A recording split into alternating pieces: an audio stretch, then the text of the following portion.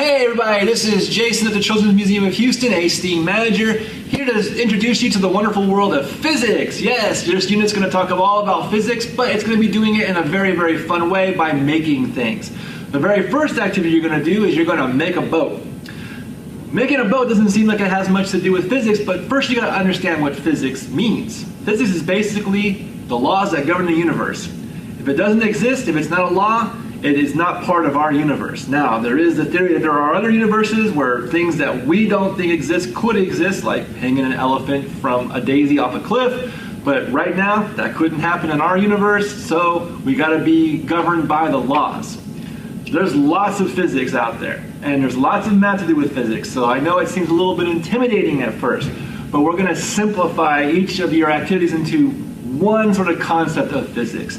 And boat making is a really, really easy concept of physics. It's all about buoyancy. Now, buoyancy to a lot of people is the ability to float. I like to think of it the opposite way. It's the inability to sink, because that's what we're really aiming for. We don't want to sink. Like when the first boats were made by people long, long ago, they weren't worried about whether or not the thing would float. They were worried about whether or not the thing would sink. So they would choose their materials properly in order to test whether or not they were going to sink or they were going to float. Okay? So really simple physics. And actually talking about that sort of first people making the first boat has a lot to do with what your kids are going to do. They're going to make something. And when you talk about the idea of making these days, you want to talk about it in the sense that you don't tell them what they need to do. You give them certain amounts of materials and you allow them to make what they want based on those materials. But here's something you're going to do that's a little bit tricky and a little bit sneaky, and some people would call it even a little bit mean. You want to sink their boat. Because if you don't sink the boats they make, they're never going to learn to make a better boat. And that's the whole idea of this is, if you can make any part of the boat sink, what do they have to do in order to make the boat not sink, to make the boat more buoyant? See why I say it's more like the inability to sink? You want to give them those challenges. So the way you're going to do that is you're going to place magnets on their boats. And they're pretty heavy magnets, and we give you a lot of them. And you're going to do like one boat at a time or a couple boats at a time. Now, if you put all the magnets in the middle, because of the surface area, probably won't sink. But if you put 4 on one corner of their boat, that corner could sink. If you put a bunch in the front of the boat, the front could sink. If you put a bunch on the side of the boat, the side could sink. And that's the idea. You don't want any part of your boat to sink, because once a boat starts thinking on water, it's like the Titanic. It's going to go down. The Titanic was considered the unsinkable boat. But as the architect said, this is made of steel and wood. It's going to sink. So you got to be careful. So the idea about making is always about improvement. So that's why we want you to make their boat sink, so that they can look at what they're doing and say, okay, if they put a bunch of magnets on the corner here and this starts to sink, what can I do to make that corner more buoyant? And you have all these materials that they can use. And obviously most of the materials are things that are buoyant, like the straw is not going to sink. The cork is not going to sink. The ball here, made of styrofoam, is not going to sink.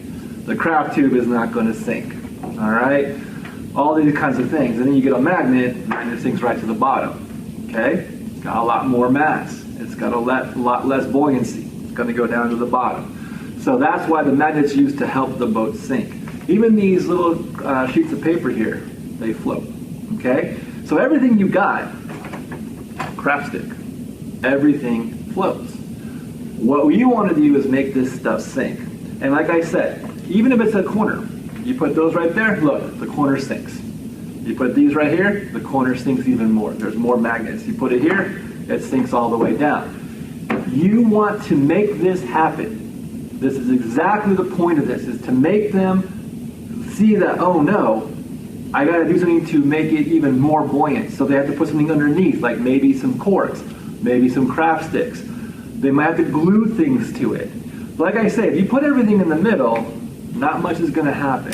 So you've got to really be smart about what you're doing in order to get these kids to understand this idea of buoyancy. A simple way of starting this is actually using a sheet of aluminum paper. This really gives the idea of surface area coming home to the kids. You put a sheet of paper in here, like this aluminum sheet, and you start to add pennies or magnets, and you see how many you can add around the corners and sides until it starts to sink. And then they just realize, okay, this aluminum sheet can take on a lot of magnets, but eventually it's going to go down. So everything eventually, if it fills up, has too much weight on it, whatever, is going to sink into the water. So you really want to bring that home to them. That's the most important thing. Because if they make a boat and nothing happens, they're going to be happy with that one boat and off they go. But if they make a boat and you show that it has vulnerabilities, that it has the ability to actually go into the water where everybody that's on that boat could be in danger, then it inspires them to build an even better one. Now this is one of those activities, again, all the kids can do it together to make one huge boat. It's got to fit inside this pan though. Or you can have each kid do it on their own, they can partner up, however you want to do it. There's also another example of you can go into your storage closets and take whatever you want out and add it to what we're doing here, because we can only give you a certain amount of stuff, you know. And A, because of the space issue, and B, because, you know, we only have so much stuff. But if you have other things that you want to add to this, feel free. Again, making gives you a guideline. It says you're going to make us a boat. You're going to make us a boat that doesn't sink. We're going to add magnets to the corners and to the sides. And if it starts to sink, those corners and sides, you've got to make a better one. Or you've got to change it up a little bit. Other than that, the kids can do whatever they want. If they have stuff in their backpacks they want to add to it, pencils and pens and magnets or whatever, feel free.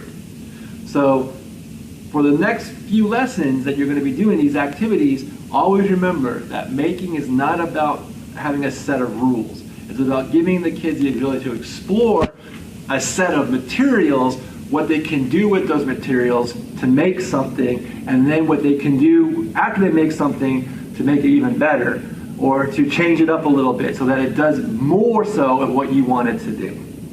All right, so that's us right now. Good enough for our boat buoyancy. You've got the idea. We give you more than one pan so that multiple kids can be doing this at once. If you have any questions, you can always, you know, let anybody know that's your superior, and they'll get a hold of me, and I'll answer any questions you have. With that, I'm going to say goodbye for now, and watch the rest of the videos on physics, and have a great day. Thanks a lot.